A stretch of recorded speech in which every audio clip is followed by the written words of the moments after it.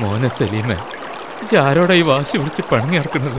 ഒരു ബാപ്പാന്റെ സ്ഥാനത്ത് നിന്ന് ചിന്തിച്ചാ തോന്നുന്ന കാര്യം ഞാൻ എന്നോട് പറഞ്ഞിട്ടുള്ളൂ. അതിനെ അങ്ങനെ ഇറങ്ങിപ്പോരുത് ഞാൻ കരുതിയോ? അപ്പോ ബാപ്പനോട് ഇറങ്ങിപ്പോവാൻ പറഞ്ഞോ? അത് ആ നേരത്തെ ദേഷ്യം പിടിച്ചപ്പോ ഓർക്കാതെ അങ്ങോട്ട് പറഞ്ഞു പോയതാ. ബാപ്പാന്റെ കുട്ടി വാ. എന്നാലും ബാപ്പ അങ്ങനെ പറയുന്നത് ഞാൻ സ്വപ്നത്തിൽ പോലും കരുതിയില്ല. ഇജി അന്റെ പെങ്ങളായ സൽമൂനെ കുറിച്ച് പറഞ്ഞപ്പോഴാ എനിക്ക് നിയന്ത്രണം വിട്ടത്. എന്താ ഞാൻ പറഞ്ഞ നേരന്നല്ലേ? അല്ല, അറിയാത്ത ചില കാര്യങ്ങൾ അതിലുണ്ട് എന്ന് കരുതി ഇജി വിചാരിക്കുന്ന കാര്യങ്ങൾ അതിലില്ലാനോ. ഇജി ഗൾഫിൽ നിന്ന് ഇപ്രാവശ്യം വരുന്നതിന് 4-5 മാസം മുമ്പ് ഒരു ദിവസം രാത്രി എനിക്കൊരു നെഞ്ചുവേദന ഉണ്ടായി. സഹിക്കാൻ പറ്റാത്ത വേദന. ഞാൻ മരിക്കാന്ന് തന്നെ തോന്നി. അന്ന് നമ്മളെ തൊട്ടപ്പുറത്തെ സ്കൂൾ ഗ്രൗണ്ടിൽ എന്തൊക്കെയോ കലാപരിപാടികൾ നടക്കണുണ്ട്. അയൽപ്പക്കത്തൊന്നും ഒരു മനുഷ്യനുമില്ല. അവസാനം സൽമു പേടിയൊക്കെ മറന്നുകൊണ്ട് സ്കൂൾ ഗ്രൗണ്ടിലേക്ക് ഓടി. ഇന്ന് ആശുപത്രി കൊണ്ടുപോകാൻ ഒരാളും വാഹനമൊക്കെ കിട്ടുമെന്നറിയാൻ ഗ്രൗണ്ടിനടുത്തുള്ള ഊടുവയ്ക്ക് വെച്ചിട്ട് ചന്ദ്രപ്പനും അബൂട്ടിയും ഓളെ പിന്നാലെ കൂടി.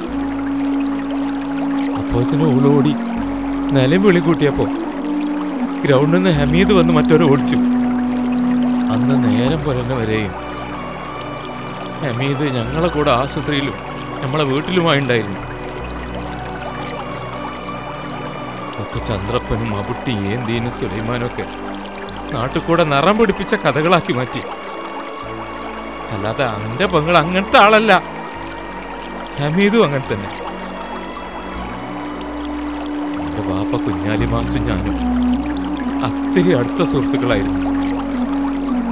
ഞങ്ങളെപ്പോലെ ഞങ്ങൾ രണ്ടാളും വലിയ അടുപ്പക്കാരായി നടക്കണ കണ്ട് ഞങ്ങൾ സന്തോഷിച്ചിരുന്നു. പക്ഷെ ഇപ്പൊ ബാപ്പ അത് കാര്യങ്ങൾ എങ്ങനെയൊക്കെ എന്തൊക്കെ എന്നൊന്നും എനിക്കൊരു വ്യക്തമായ ധാരണ കിട്ടാത്തതുകൊണ്ടാണ്. എന്നെപ്പോലത്തെ ജീവിതത്തിന്റെ നല്ല കാലങ്ങൾ ഗൾഫിൽ നഷ്ടപ്പെടുന്നവർക്ക് നാട്ടിലെ കിംവദന്തികളുടെ ഉള്ളറകളിലേക്ക് ഇറങ്ങിച്ചെല്ലാൻ കഴിയില്ല. അതിന് ആരും സഹായിക്കുകയില്ല. ഭാര്യയോ പെങ്ങളോ ആരായിക്കോട്ടെ, കുടുംബത്തിലൊരു സ്ത്രീയെക്കുറിച്ച് നാട്ടിൽ എന്താണ് പ്രചരിക്കുന്നത് എന്നതിൽ ഗൾഫുകാരൻ എന്നും ഒരു പൊട്ടനായി പോവുകയാണ് പതിവ്. എന്നെപ്പോലെ.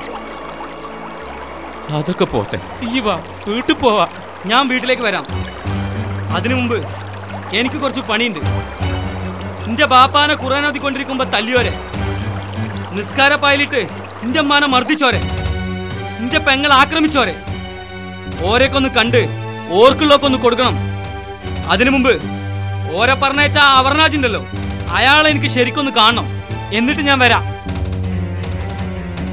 മോനെ സലീമേ, അതിനൊന്ന് പോവല്ലേ ബാപ്പ. ഇനി ഞാൻ ആ കള്ള അവർനാജിക്ക് മുമ്പ് തോറ്റു കൊടുത്താ ഈ സലീം പുത്തൻ വീട്ടിൽ മായൻകുട്ടിയാക്കന്റെ മകനാന്ന് പറഞ്ഞിട്ട് കാര്യമില്ല. ഞാൻ പോയി വരാം.